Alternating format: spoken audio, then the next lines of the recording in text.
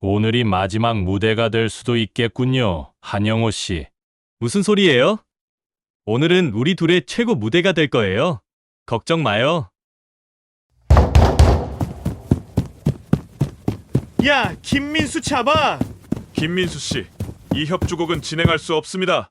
당신의 추악한 계획과 함께 말이죠. 당신은 이런 무대에 설 자격도 없어. 너희들은 누구야? 개수작 부리지 마! 감히 이 진실을 묻으려 해? 절대 못해! 시끄러워. 내까짓 게 뭘 할 수 있는데. 오케스트라의 신성한 명예는 내 놈이 감히 더럽힐 수 있는 게 아니야. 당장 그에게서 손 떼. 너희들이 뭔데 남의 공연을 망치냐고. 이 쓰레기들.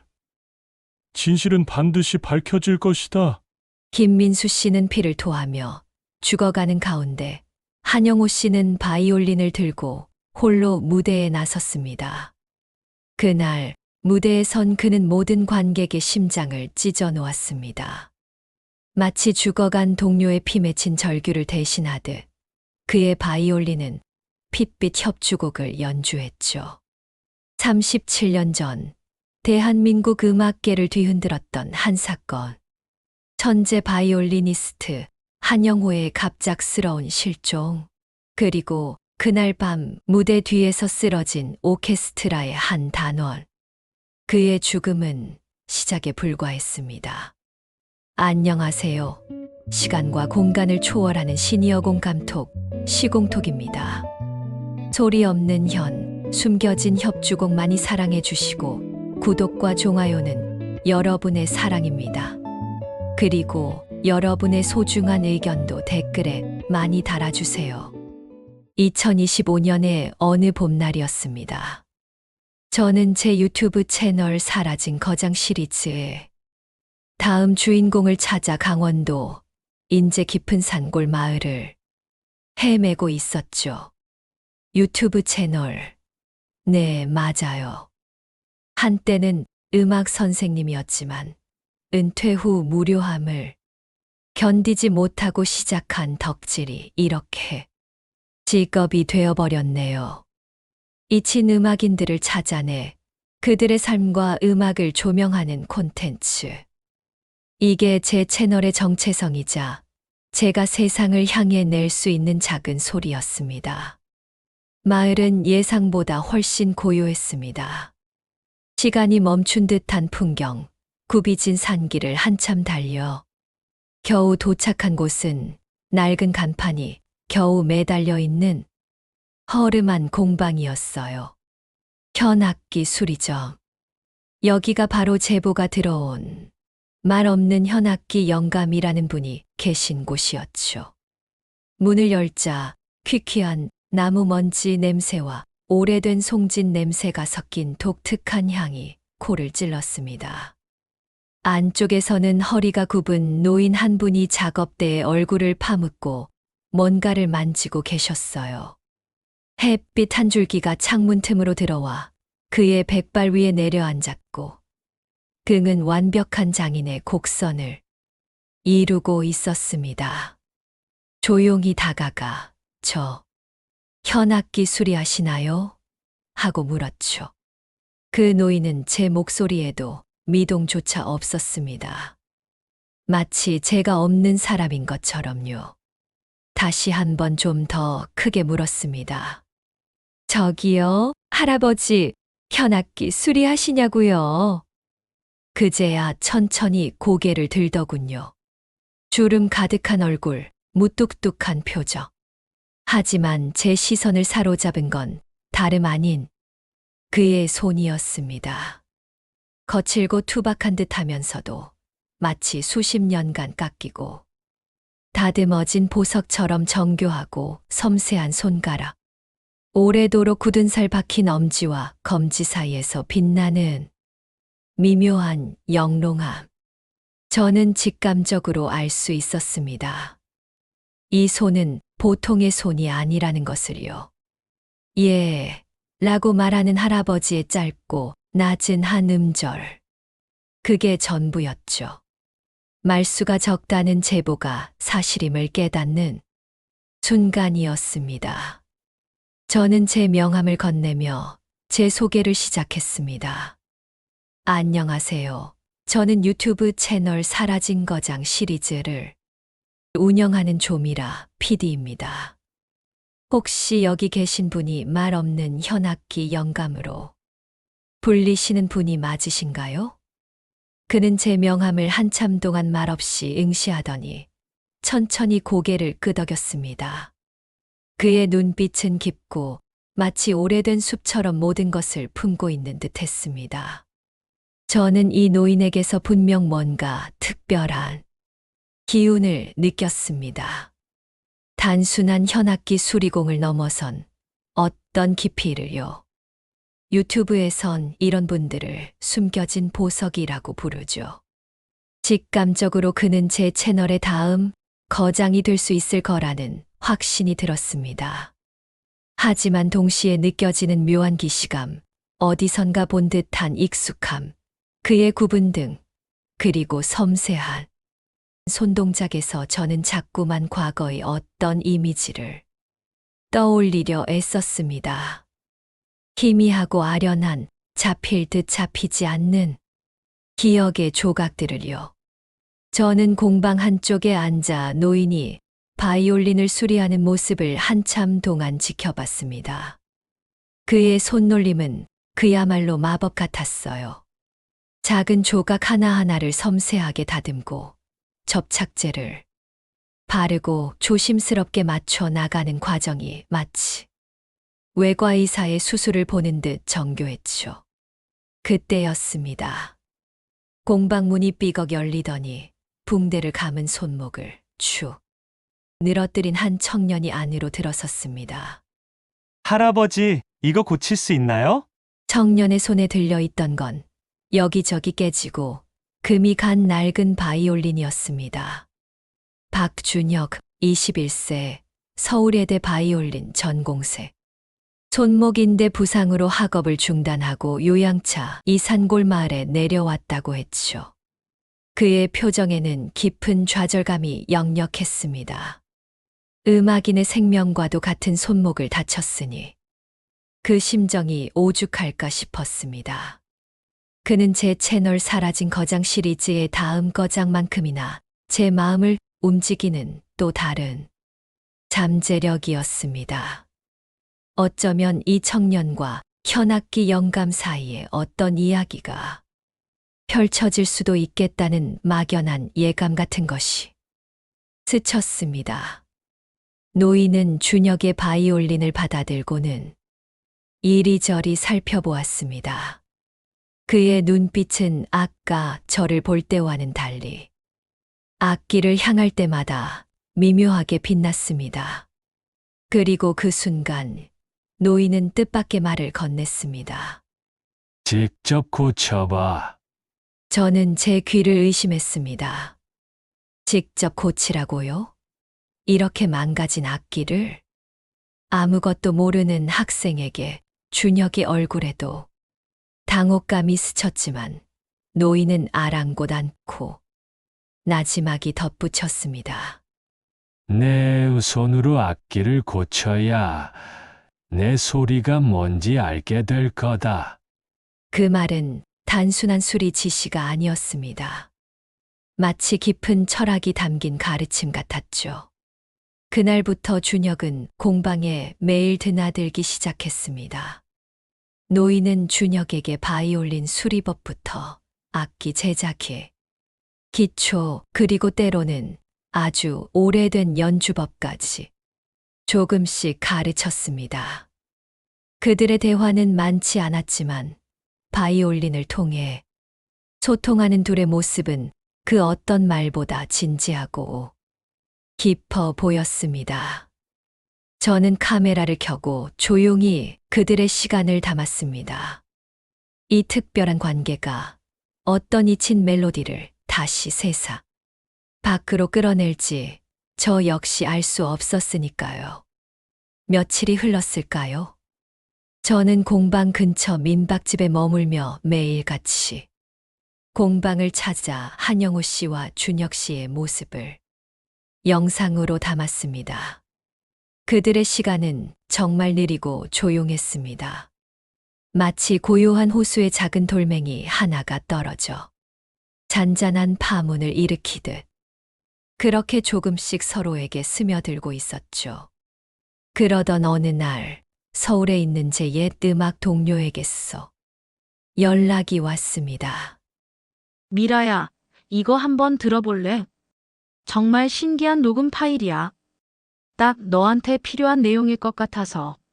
그녀가 보내온 파일은 낡은 카세트 테이프에서 추출한 듯한 음원이었습니다. 제목은 1988년 국립교향악단 정기공연 실황.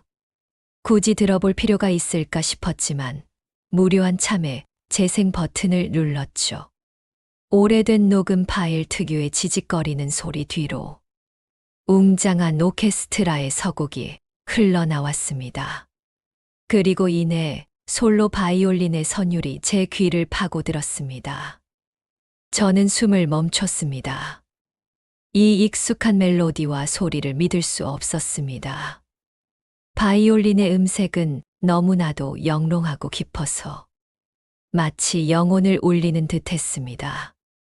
단 하나의 음도 허투루 쓰지 않는 완벽한 기교.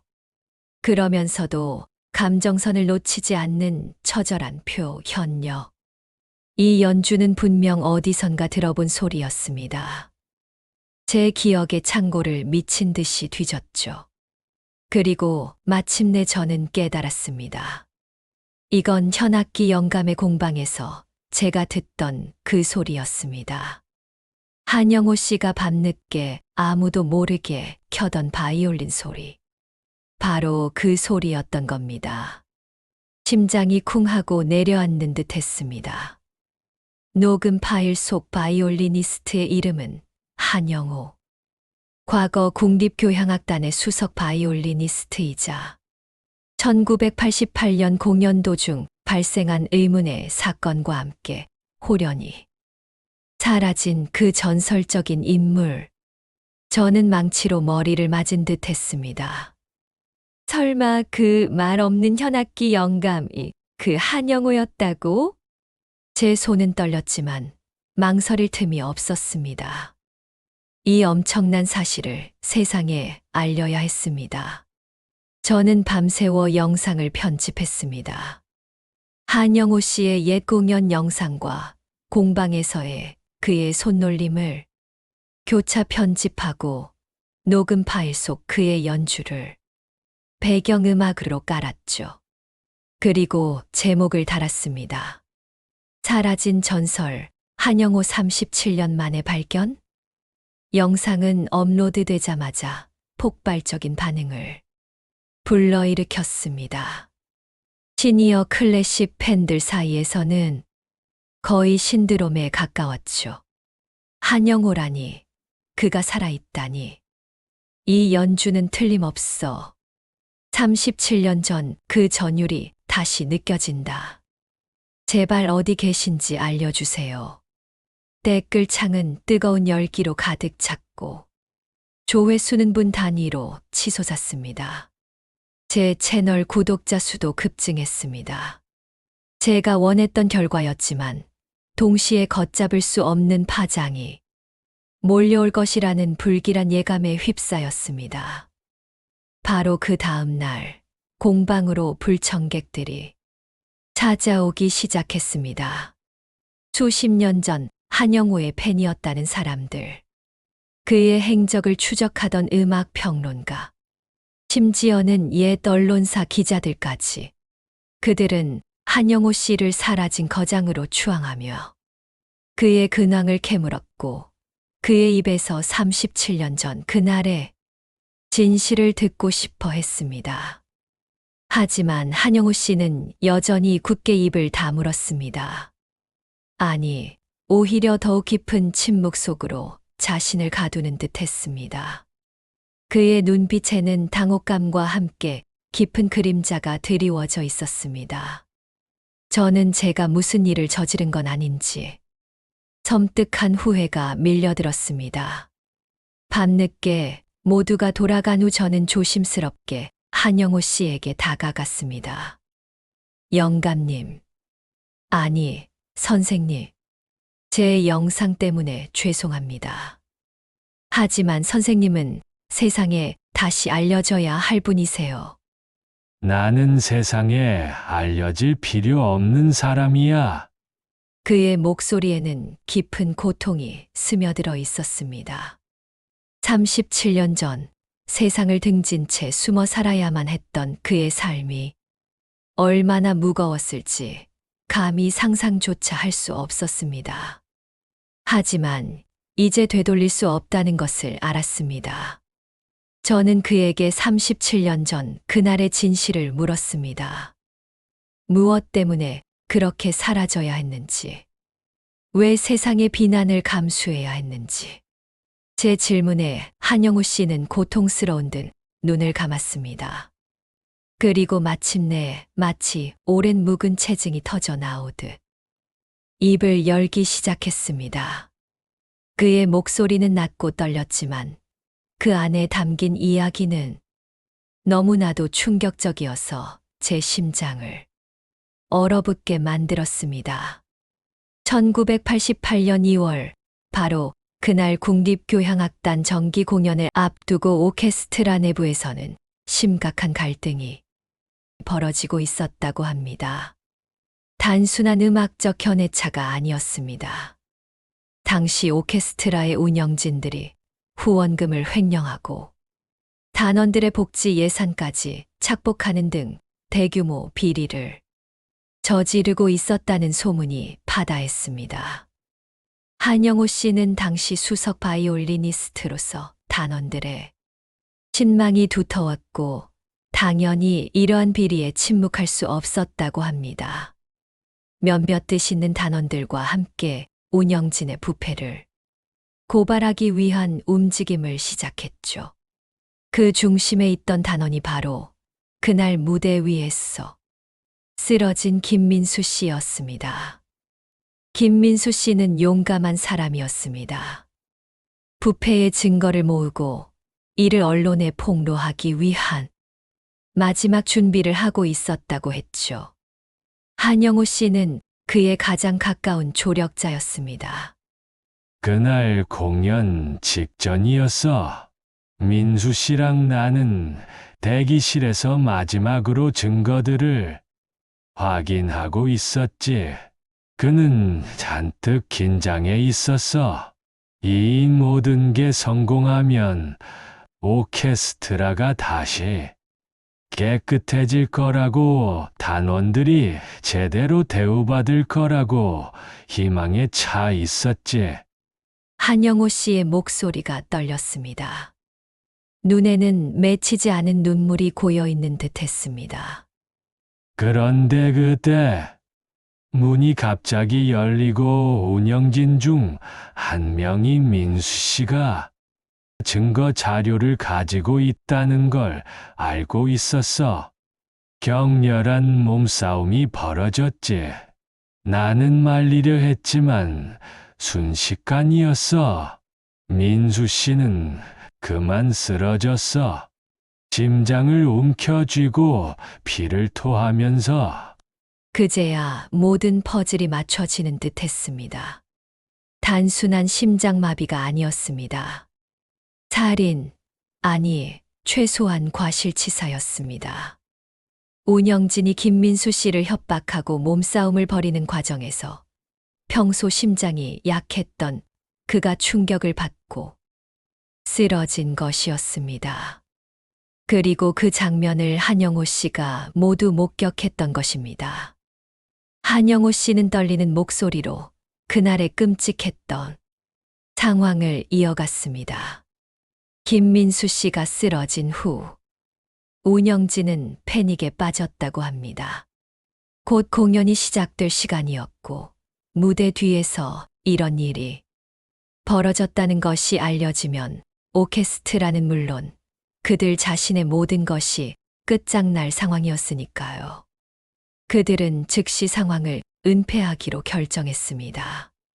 그들은 내게 입을 다물라고 했어. 이건 단순한 심장마비 사고로 처리될 거라고. 만약 내가 이 사실을 외부에 발설하면 나뿐만 아니라 내 가족까지 위험해질 거라고 협박했지. 나는 너무나 두려워서 민수 씨는 이미 죽었고 내가 여기서 진실을 말한다고 해서 뭐가 달라질까 싶었지. 그들 뒤에는 훨씬 더 거대한 힘이 있었으니까. 그때 저는 한영호 씨의 눈에서 단순한 두려움을 넘어선 깊은 절망을 보았습니다. 정의를 위해 싸우려 했지만 거대한 부패 앞에서 무력하게 짓밟히는 한 개인의 비극. 공연은 예정대로 시작되었고 한영호 씨는 무대에 올라 바이올린을 연주해야만 했습니다. 심장이 찢어지는 고통 속에서 그는 죽은 동료의 시신이 대기실에 방치되어 있는 상황에서 연주를 이어갔던 겁니다. 그날 그의 연주가 평소보다 더욱 격정적이고 슬펐다는 평이 많았던 이유가 바로 이것이었을까요? 공연이 끝난 후 김민수 씨의 죽음은 심장마비로 인한 급사로 발표되었습니다. 어떤 수사도 어떤 의혹 제기도 없었습니다. 모든 것은 완벽하게 은폐되었습니다. 한영호 씨는 그날 이후 음악계를 떠날 수밖에 없었다고 했습니다. 자신에게 책임이 돌아올 것을 두려워한 것도 있었지만 무엇보다 그 추악한 진실 속에서 더 이상 음악을 할 수 없었다고 했습니다. 음악은 그에게 순수하고 아름다운 것이었지만 그날의 비극은 그 순수함을 송두리째 짓밟아 버렸으니까요. 그렇게 그는 세상에서 사라져 말 없는 현악기 영감으로 숨어 살게 된 것이었습니다. 한영호 씨의 이야기를 듣는 내내 저는 충격과 분노를 금할 수 없었습니다. 한 사람의 인생을 송두리째 파괴한 거대한 조직의 비리와 은폐, 그리고 그 속에서 희생당한 한 음악인의 순수한 열정. 제 심장은 격렬하게 요동쳤습니다. 동시에 벅차오르는 감정을 주체할 수 없었습니다. 제가 찾던 숨겨진 진실이 바로 여기에 있었으니까요. 하지만 과연 이 진실을 세상에 밝힐 수 있을까요? 한영호 씨는 오랜 세월 숨죽여 살아왔습니다. 그에게 다시 세상의 시선을 집중시키는 것이 과연 옳은 일일까요? 저는 고민에 빠졌습니다. 진실을 밝히는 것은 제 채널의 정체성이자 사명이었습니다. 하지만 그로 인해 한영호 씨가 겪을 아픔을 외면할 수는 없었습니다. 갈등의 밤이 깊어갔습니다. 다음 날 아침, 저는 다시 공방으로 향했습니다. 문을 열자 한영호 씨는 바이올린 줄을 팽팽하게 조이고 있었습니다. 그의 손은 여전히 섬세했고 그 손에서 나오는 소리는 더없이 맑고 깊었습니다. 그때 준혁이 공방 문을 열고 들어섰습니다. 그의 손에는 망가졌던 바이올린이 들려 있었습니다. 며칠 밤낮을 한영호 씨와 함께 고치고 다듬었던 그 바이올린이었죠. 준혁의 얼굴에는 이제 절망 대신 희미한 희망이 깃들어 있었습니다. 할아버지 다 고쳤어요. 이제 정말 소리가 날까요? 소리는 내 마음이 내는 거야. 한영호 씨는 준혁에게 고친 바이올린을 건네주었습니다. 준혁은 조심스럽게 바이올린을 어깨에 올리고 활을 잡았습니다. 그리고 떨리는 손으로 활을 그었습니다. 처음에는 다소 서툴고 불안정한 소리였지만 곧이어 영롱하고 감동적인 선율이 공방을 가득 채웠습니다. 완벽하지는 않았지만 그 소리에는 준혁의 순수한 열정과 좌절을 이겨내려는 의지, 그리고 한영호 씨의 가르침이 고스란히 담겨 있었습니다. 그 소리를 듣는 순간 제 마음속의 갈등이 눈 녹듯 사라지는 것을 느꼈습니다. 그렇습니다. 준혁의 연주는 제게 용기를 주었습니다. 음악은, 진실은 결국 침묵 속에 갇혀 있을 수 없다는 것을요. 한영호 씨가 37년 동안 짊어져 온 고통과 누명은 이제 더 이상 감춰져서는 안 될 비극이었습니다. 저는 준혁에게 그리고 한영호 씨에게 제 계획을 이야기했습니다. 선생님의 이야기는 세상에 알려져야 합니다. 그래야만 선생님의 누명도 벗겨질 수 있고 김민수 씨의 억울함도 풀릴 수 있어요. 한영호 씨는 제 말을 듣고 깊은 침묵에 잠겼습니다. 오랜 시간 이어지는 정적 속에서 저는 그의 눈빛을 살폈습니다. 두려움이 없는 것은 아니었을 겁니다.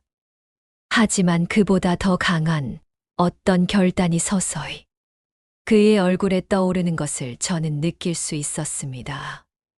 그의 눈빛은 37년 전 정의를 위해 싸우던 젊은 바이올리니스트의 그것과 다르지 않았습니다. 할 수 있겠나? 내가 다시 세상에 드러났을 때 감당할 수 있겠나? 단호하게 저와 준혁이가 함께 할 겁니다. 그리고 이 진실을 원하는 많은 분들이 선생님과 함께 할 거예요. 저는 그의 손을 잡았습니다. 거칠지만 따뜻한 그의 손에서 저는 그의 굳건한 의지를 느낄 수 있었습니다. 그리고 그날 밤 저는 다시 잠들지 못했습니다. 낡은 녹음 파일을 수십 번씩 돌려 들으며 1988년 그날의 기사들을 다시 찾아봤습니다. 국립교향악단 단원, 공연 중 심장마비 사망, 수석 바이올리니스트 한영호, 돌연 잠적 책임론 불거져 언론은 한영호를 비난했고 오케스트라는 불미스러운 사태라며 서둘러 사건을 마무리 지었습니다. 하지만 저는 이제 알았습니다. 이 모든 것이 거대한 조작극이었다는 것을요. 제가 가진 것은 한영호 씨의 증언, 그리고 김민수 씨가 당시 수집하고 있었다던 부패 증거에 대한 막연한 단서뿐이었습니다. 오케스트라 운영진의 비리가 단순히 횡령 수준이 아니라는 것, 김민수 씨의 죽음과 직접적인 관련이 있다는 것을 증명할 결정적인 증거가 필요했습니다. 저는 제 모든 인맥을 총동원하기 시작했습니다. 옛 음악 동료들, 언론사 후배들, 그리고 당시 사건에 대해 조금이라도 알고 있을 만한 사람들을 무작정 찾아 나섰습니다. 저는 끈질겼습니다. 제가 운영하는 유튜브 채널을 홍보 수단으로 삼아 1988년 그날의 진실을 아는 사람들을 찾아 나섰죠. 결국 뜻밖의 인물을 만나게 되었습니다. 당시 국립교향악단의 행정직원이었다는 최병수 씨. 지금은 조그만 동네 학원에서 악기 대여업을 하며 살고 있었습니다. 그는 처음에는 극구 말을 아꼈습니다. 그때 일은 함부로 입 밖에 내는 게 아니에요. 제 목숨이 달린 일이었다고요. 그의 떨리는 목소리에서 저는 거대한 두려움을 느꼈습니다.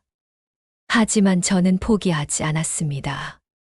김민수 씨의 억울함, 그리고 한영호 씨가 겪어야 했던 고통을 상기시키며 그를 설득했습니다. 선생님, 이제 더 이상 숨길 수 없습니다.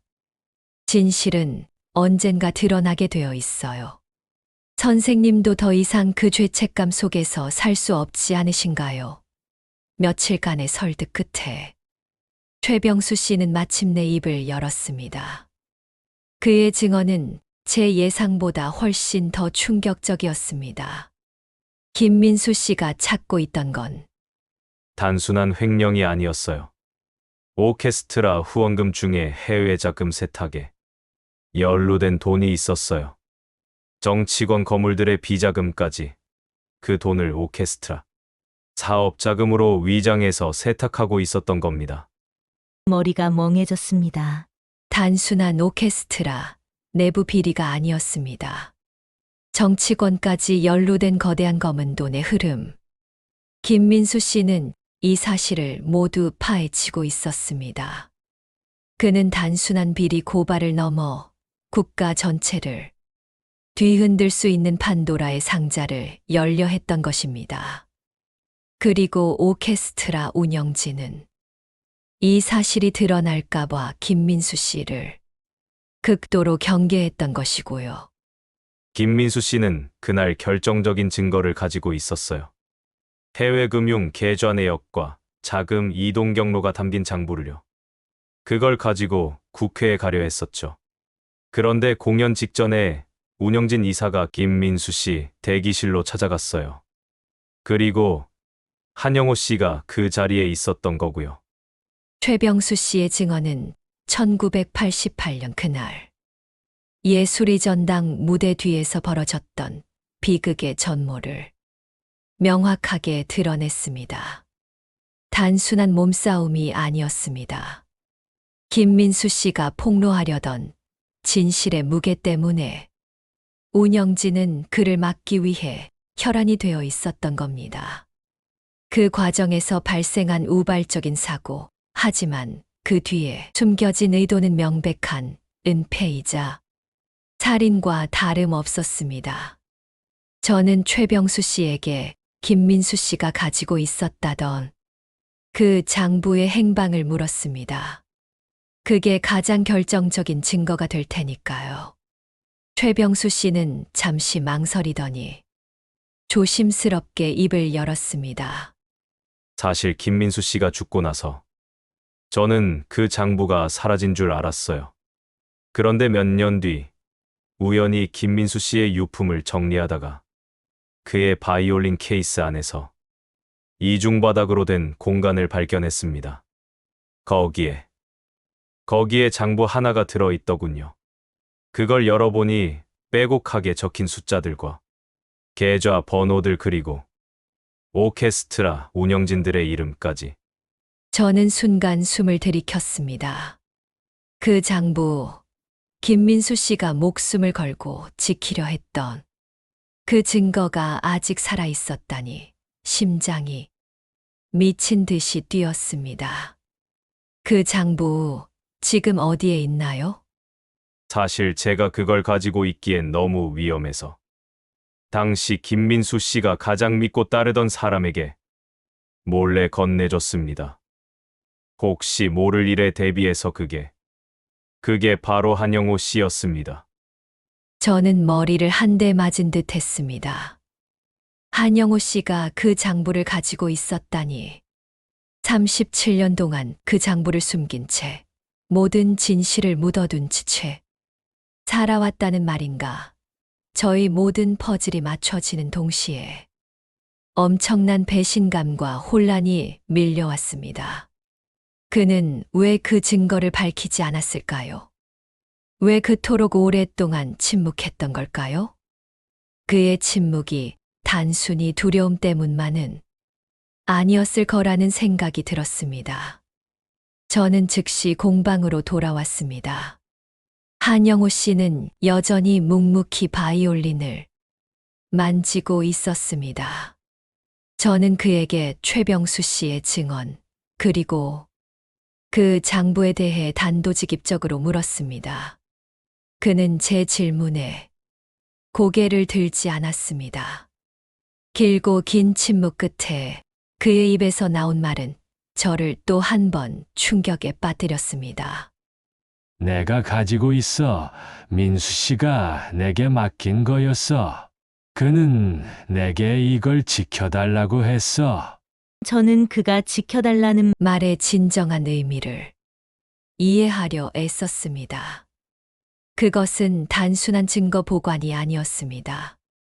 아마도 김민수 씨는 자신의 죽음 이후에도 세상이 이 진실을 외면할까봐 걱정했던 것이겠죠. 그리고 한영호 씨는 그 책임을 37년간 홀로 짊어지고 살았던 겁니다. 그의 침묵은 비겁함이 아니라 동료의 마지막 부탁을 지키기 위한 처절한 순종이었던 것입니다. 저는 가슴이 미어졌습니다. 나는 그 장부를 세상에 내놓을 수가 없었어. 그들은 너무나 막강한 세력이었고, 나 혼자서는 감당할 수 없었지. 내가 그걸 내놓는 순간, 김민수 씨의 죽음이 다시 논란이 되고, 나 역시 살해당할 거라고 생각했어. 그래서 침묵할 수밖에 없었던 거야. 그의 말은 비수가 되어 제 심장을 찔렀습니다. 제가 너무 쉽게 그를 비겁하다고 단정했던 것이 후회스러웠습니다. 한영호 씨는 그동안 홀로 이 무거운 짐을 지고 죄책감과 두려움 속에서 살아왔던 것입니다. 하지만 이제 상황은 달라졌습니다. 저와 준혁이 그리고 제 유튜브 채널을 통해 그를 응원하는 수많은 시청자가 함께 하고 있었습니다. 이제는 혼자가 아니에요. 저와 준혁이가 그리고 선생님을 기억하는 많은 분들이 함께 할 거예요. 이 진실은 반드시 밝혀져야 합니다. 그래야만 선생님도 그리고 김민수 씨도 비로소 자유로워질 수 있어요.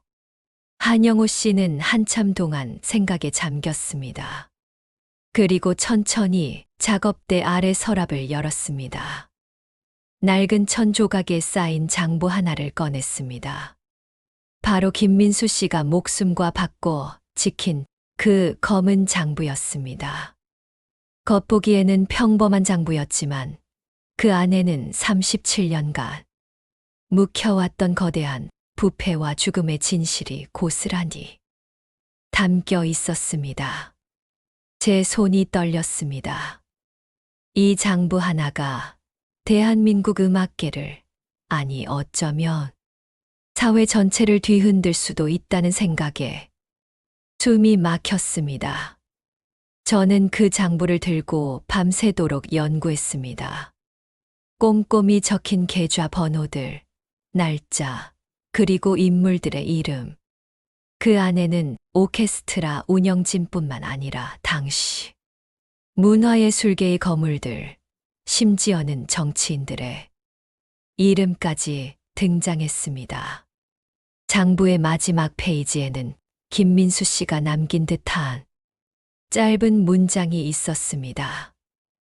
음악은 영혼의 거울. 더럽혀진 거울로는 아무것도 비출 수 없다. 그의 비장한 각오가 고스란히 느껴지는 문장이었습니다. 저는 그날 바로 새로운 영상 기획에 돌입했습니다. 단순한 사라진 거장, 스토리를 넘어선 숨겨진 진실 추적 다큐멘터리였습니다. 오케스트라 운영진의 비리, 해외 자금 세탁, 그리고 그로 인해 희생된 김민수 씨의 죽음, 그리고 37년간 은폐된 한영호 씨의 누명까지. 저는 그 모든 진실을 엮어 하나의 거대한 서사로 만들기로 했습니다. 가장 중요한 것은 증거였습니다. 저는 최병수 씨의 증언을 녹취하고 그 장부의 내용을 디지털화했습니다. 그리고 법률 자문을 구해 이 증거들이 법적으로 효력이 있는지 확인했습니다. 또한 37년 전 사건 당시의 언론 보도와 자료들을 다시 샅샅이 뒤졌습니다. 당시 사건을 보도했던 기자들 중 아직 현직에 있는 사람들을 수소문했고 몇몇은 제 용기에 공감하며 도움을 주겠다고 나섰습니다.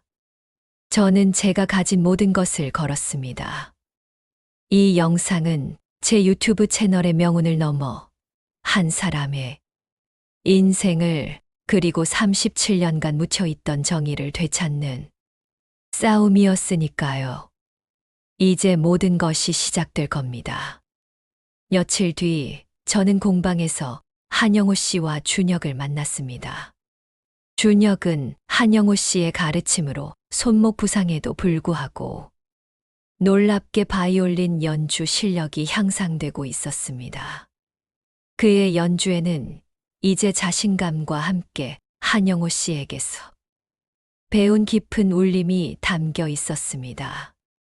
저는 그들에게 제가 준비한 영상을 보여주었습니다. 숨겨진 협주곡 1988 예술의 전당의 비극. 영상에는 1988년 당시의 흑백 신문 기사들, 익명의 제보자 음성 변조 인터뷰, 그리고 최병수 씨의 증언을 재현한 장면들이 교차 편집되어 있었습니다. 그리고 마지막에는 한영호 씨의 젊은 시절 연주 영상과 현재 공방에서 바이올린을 만지는 그의 손이 대비되며 김민수 씨가 남긴 검은 장부의 일부가 클로즈업되어 나타났습니다. 영상의 마지막은 제가 직접 낭독하는 메시지로 마무리했습니다.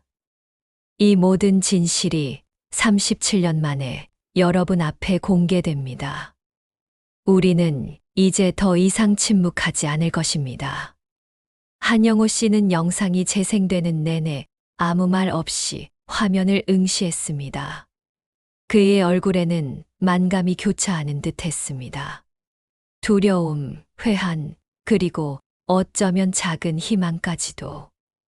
영상이 끝나자 준혁이 먼저 입을 열었습니다. 할아버지, 이거 정말 세상에 나갈 건가요? 그래, 이제 때가 된 것 같구나. 그의 목소리에는 단호함이 깃들어 있었습니다. 37년의 침묵을 깨고 비로소 세상을 향해 자신의 목소리를 내겠다는 결의가 느껴졌죠.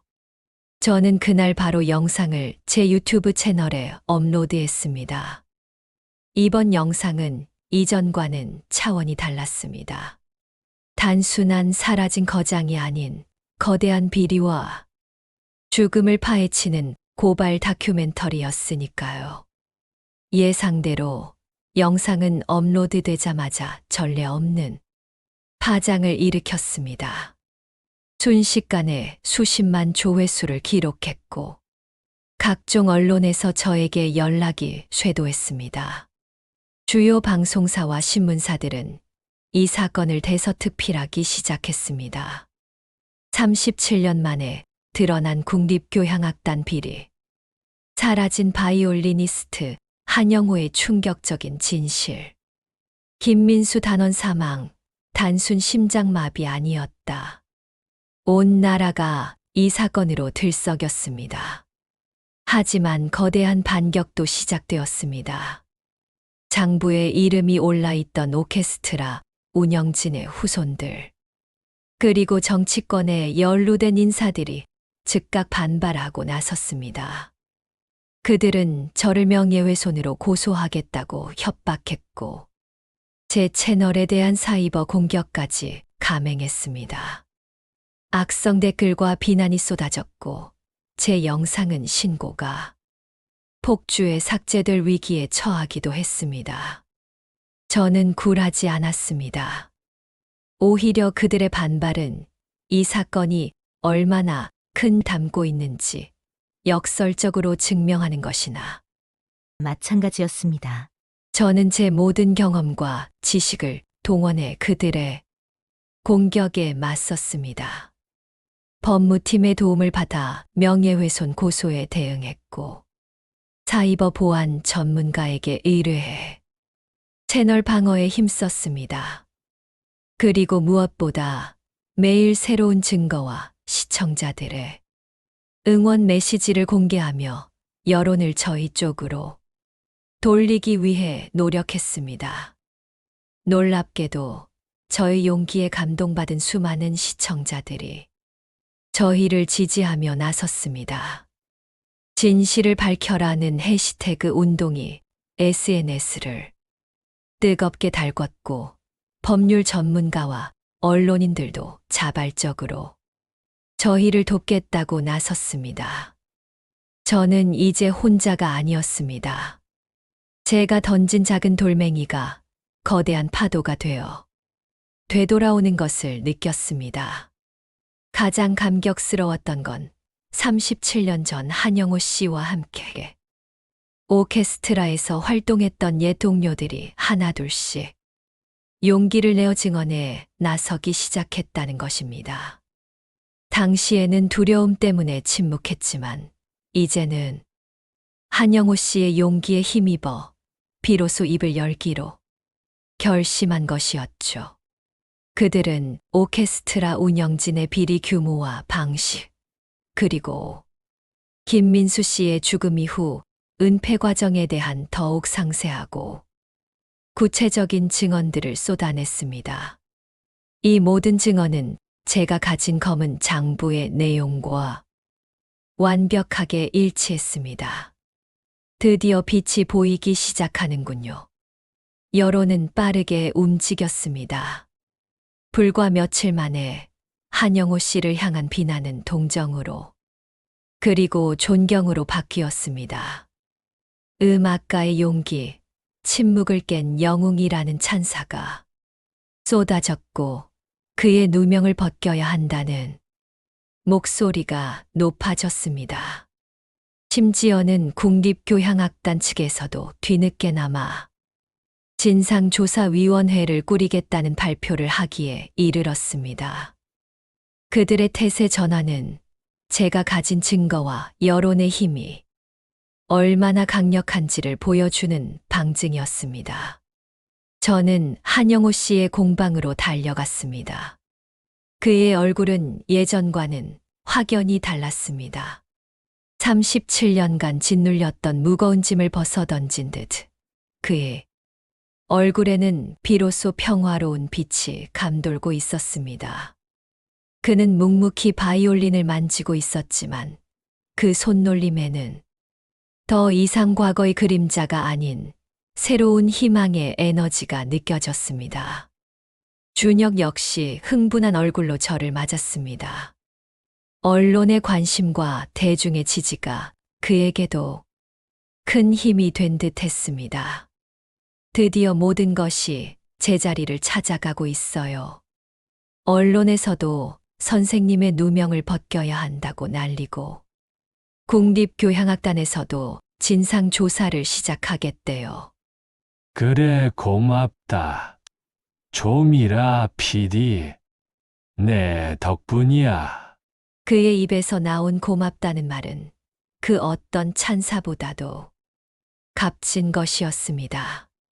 그에게 진심으로 위로와 자유를 찾아준 것 같은 기분에 제 가슴이 벅차올랐습니다. 그때 준혁이 조심스럽게 바이올린 한 대를 한영호 씨에게 건넸습니다. 할아버지, 이거 할아버지가 예전에 쓰시던 바이올린이래요. 제가 수소문해서 겨우 찾았어요. 준혁이 찾아온 것은 한영호 씨가 37년 전 무대 위에서 연주했던 바로 그 바이올린이었습니다. 세월의 흔적이 고스란히 남아 있었지만 그의 손에 닿자마자 마치 살아있는 생명체처럼 빛나는 듯했습니다. 한영호 씨는 떨리는 손으로 바이올린을 받아들었습니다. 오랫동안 잊고 지냈던 오랜 친구를 다시 만난 듯 그의 눈가에 물기가 어렸습니다. 이 아이 아직 살아 있었구나. 그 어느 때보다 강렬하게 빛나고 있었습니다. 낡은 바이올린을 어루만지는 그의 손가락은 마치 오랜 연인을 쓰다듬는 듯 애틋했습니다. 37년의 세월 동안 봉인되었던 그의 음악혼이 마침내 다시 깨어나는 순간이었습니다. 저는 준혁에게 속삭였습니다. 이제 최후의 연주를 준비할 때예요. 저는 마지막 영상을 기획했습니다. 제목은 최후의 연주 37년, 침묵을 깬 협주곡. 단순한 낭독이나 고발 다큐멘터리가 아니었습니다. 37년 전 무대 뒤에서 벌어졌던 비극 때문에 미처 완성하지 못했던 한영우의 협주곡을 이제 그가 세간에 오해를 풀고 누명을 벗은 자리에서 세상에 들려주는 것이었습니다. 그것은 단순한 공연이 아니라 김민수 씨를 향한 추모이자 한영호 씨 자신의 영혼을 치유하는 의식이 될 것이었습니다. 그리고 그 무대에는 박준혁이 함께 오르기로 했습니다. 스승과 제자가 함께 엮어내는 화음은 분명 그 어떤 연주보다 감동적일 것이라 확신했습니다. 공연 장소는 굳이 서울의 거창한 홀이 아니어도 좋았습니다. 저는 한영호 씨의 공방 앞마당을 선택했습니다. 그가 가장 긴 시간, 가장 진실한 모습으로 음악과 함께 했던 바로 그 장소에서 모든 것을 마무리하고 싶었습니다. 유튜브 채널을 통해 공연 날짜와 시간을 공지했습니다. 한영호 바이올리니스트의 37년 만에 공식 복귀 무대라는 소식은 삽시간에 퍼져나갔습니다. 공연 당일 인제 산골 마을의 작은 공방 앞은 인산인해를 이루었습니다. 수십 명의 클래식 팬들과 음악 평론가, 지역 신문 기자들, 그리고 한영호 씨의 옛 제자들까지 수백 명이 넘는 인파가 모여들었습니다. 모두가 숨죽인 채 한영호의 귀환을 기다리고 있었습니다. 공방 마당에는 간이 무대가 설치되었고 단출한 조명 아래 바이올린 2대가 놓여 있었습니다. 마침내 한영호 씨가 준혁과 함께 무대에 올랐습니다. 37년 만에 대중 앞에 선 한영호의 모습은 여전히 세월의 흔적이 역력했지만 그의 눈빛은 그는 잠시 객석을 둘러보더니 깊이 고개를 숙여 인사했습니다. 팬들의 뜨거운 박수와 환호성이 쏟아졌습니다. 어떤 팬들은 눈물을 훔치기도 했습니다. 오랜만입니다. 그리고 고맙습니다. 그의 목소리가 스피커를 통해 울려 퍼지자 관객들은 더욱 뜨겁게 환호했습니다. 그리고 그는 준혁을 돌아보며 고개를 끄덕였습니다. 이제 모든 준비는 끝났습니다. 한영호 씨와 준혁은 각자의 바이올린을 어깨에 올렸습니다. 한영호 씨의 활은 노련하고 단단했으며 준혁의 활은 비록 아직은 서툴지만 순수한 열정으로 빛나고 있었습니다. 첫 음이 울려 퍼졌습니다.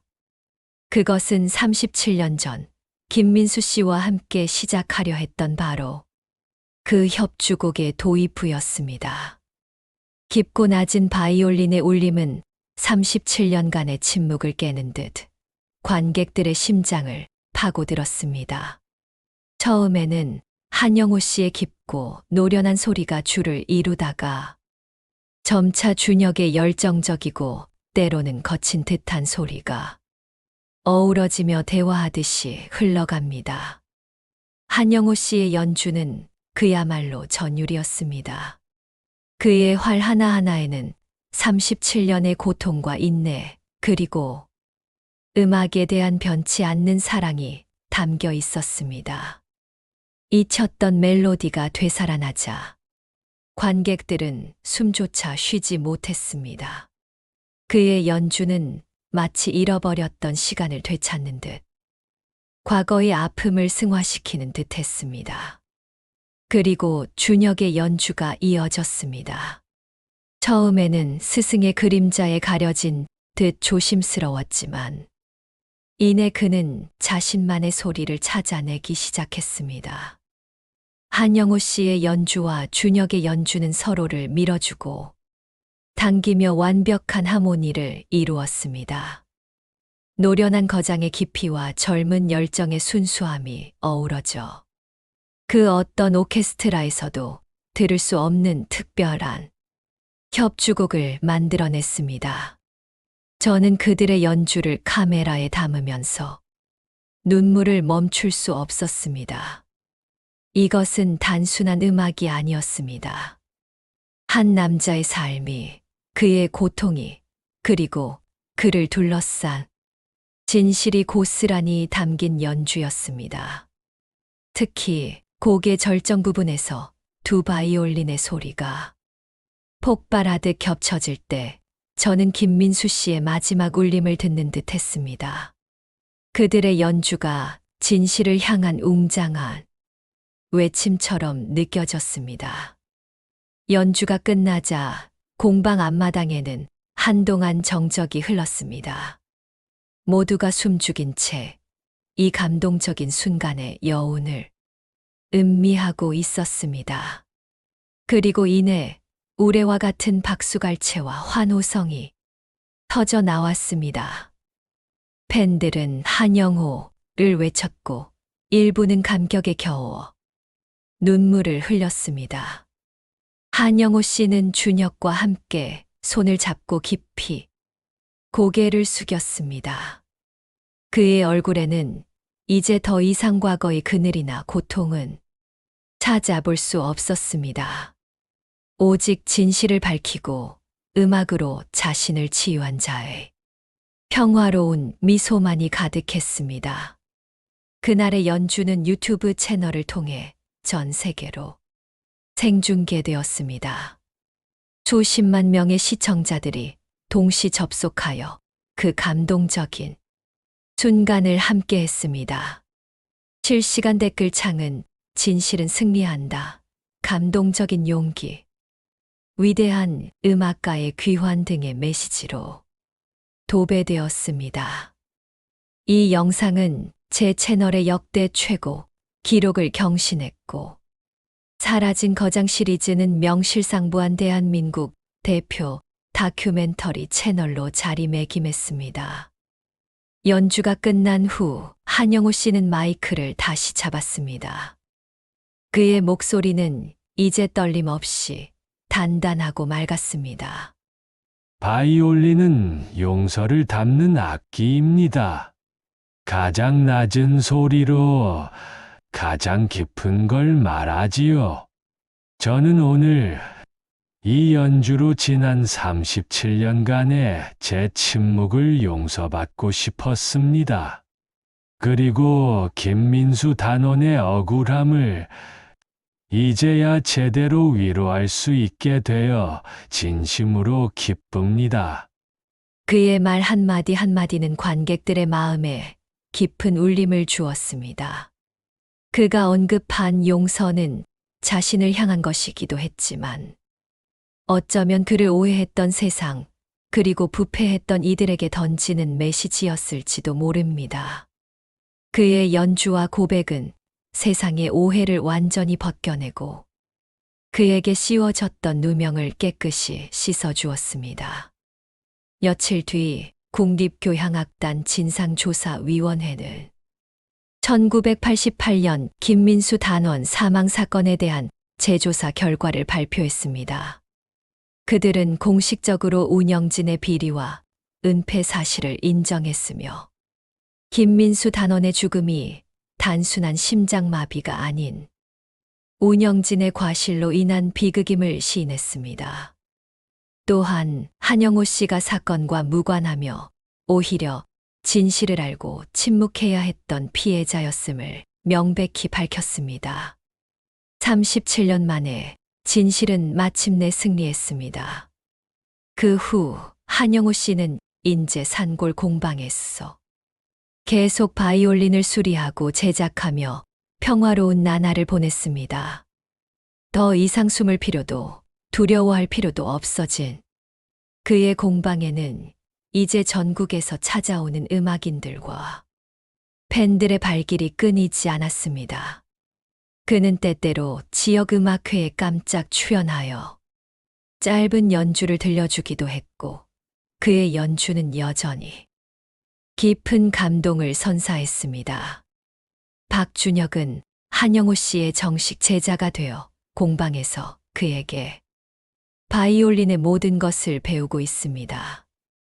그의 손목 부상도 많이 회복되었고 스승에게서 전수받은 기술과 음악적 영감으로 하루가 다르게 성장하고 있습니다. 저는 가끔 그들이 함께 바이올린을 연주하는 모습을 보러 공방을 찾습니다. 스승과 제자가 함께 엮어내는 화음은 그 어떤 완벽한 연주보다 아름답고 진실합니다. 저는 제 채널 사라진 거장 시리즈를 계속 이어가고 있습니다. 하지만 이제는 단순한 사라진 거장을 넘어 숨겨진 진실을 밝히는 거장들의 이야기를 찾아 나섭니다. 한영호 씨와 김민수 씨의 이야기는 제게 가장 중요한 이정표가 되어 주었습니다. 어떤 소리는 귀로 듣는 것이 아니라 삶으로 느끼는 거야 라는 한영호 씨의 말처럼 저는 이제 제 삶으로 진실의 소리를 찾아내고 세상에 들려주는데 집중하고 있습니다. 37년 전 억울하게 묻힐 뻔했던 한 음악인의 진실, 그리고 침묵 속에 갇혀 살아야 했던 또 다른 음악인의 삶. 이 모든 것은 소리 없는 현 뒤에 숨겨진 협주곡처럼 비록 비극으로 시작했지만 결국은 희망과 용서, 그리고 진실의 승리로 마무리될 수 있었습니다. 저는 믿습니다.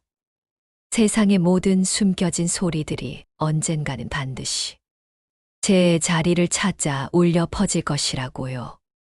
지금까지 소리 없는 현, 숨겨진 협주곡을 경청해 주신 시공톡 가족 여러분 대단히 감사합니다. 시간과 공간을 초월하는 시니어 공감톡, 시공톡 가족 여러분, 여러분의 구독과 좋아요는 사랑입니다. 감사합니다. 사랑합니다.